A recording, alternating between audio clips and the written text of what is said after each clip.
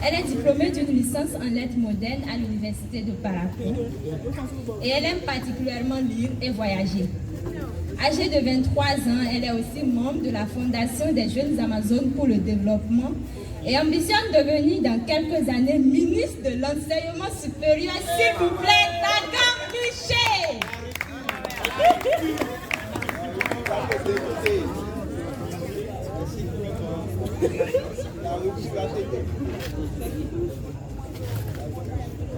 Ainsi on repensait le développement de l'Afrique ce soir.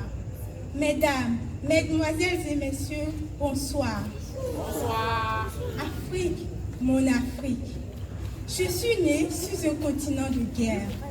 Je suis née sur un continent de bataille, de révolte et de violence. Sur ce continent, à chaque fois qu'on survient la guerre, des vies humaines partent en fumée. Des frères d'une même identité s'entretuent entre eux. Des enfants deviennent orphelins. Enfants, adolescents, jeunes et vieux meurent de faim et croupissent dans la détresse. Des cris, des pleurs jaillissent de tous les horizons. Des âmes résonnent dans tous les coins et recoins. L'économie part en vrille. Quand je mesure les conséquences de la guerre en Côte d'Ivoire, plus de 3248 personnes ont été victimes de cette crise. Selon la commission d'enquête nationale mise en place après l'investiture du président Ouattara, 1452 ont été imputés au camp Gbagbo, 727 au camp Ouattara et 1069 non attribués. Comment pouvons-nous comprendre que dans un même pays, chacun appartient à des camps? En situation de guerre, plus personne ne va qu'à ses occupations. L'objectif est de fuir le plus loin possible dans une autre incertitude. Si seulement il vous est arrivé une seule fois, de vivre la tragédie des corps sans vie à vos pieds, alors vous comprendrez la douleur de cette vie. Le comble lors de ces différentes situations est que nos sœurs, nos mères sont violées de force avant d'être tuées.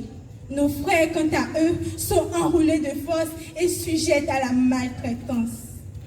Afrique, la plupart de tes enfants ont connu la guerre avec toutes ces atrocités. Le Congo, le Rwanda, la Côte d'Ivoire, la Somalie, la Libye, le Libéria, du nord au sud, de l'est à l'ouest et même au centre. Comment pouvons-nous comprendre? Comment pouvons envisager le développement?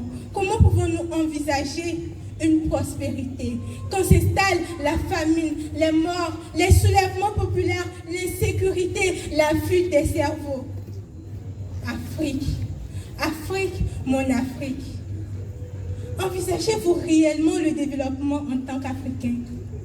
Le développement en Afrique est bien réel. Oui, le développement en Afrique est réel, dans la mesure où une vraie politique de paix sera mise en place.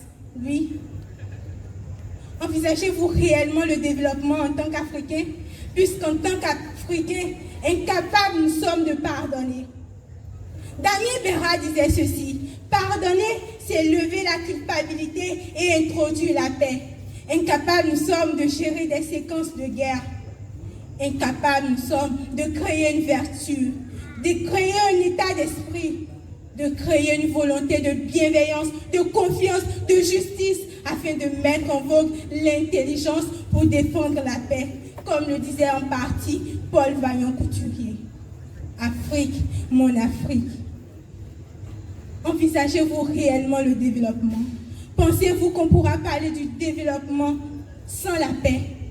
D'une économie puissante sans la paix? De la valorisation des différentes ressources sans la paix? Afrique, mon Afrique. Ce soir que je vous parle de cette Afrique dont moi je rêve. Moi, je rêve d'une Afrique qui vit en toute harmonie avec sa population. Oui, je rêve d'une Afrique qui vit en toute quiétude. Je rêve de cette Afrique où va rayonner des cris de joie, de bonheur, de partage, où tout le monde s'implique à apporter sa graine à l'édifice pour qu'ensemble, nous puissions penser à la science, à l'innovation, à la technologie, à une agriculture meilleure et prospère, à un système de démocratie bien établi. Le moment d'agir est donc venu. Il est impératif que la paix soit à chaque instant, à chaque moment notre allié. Car pour le développement de l'Afrique, il faut réellement que l'Afrique elle-même soit en paix. Je vous remercie.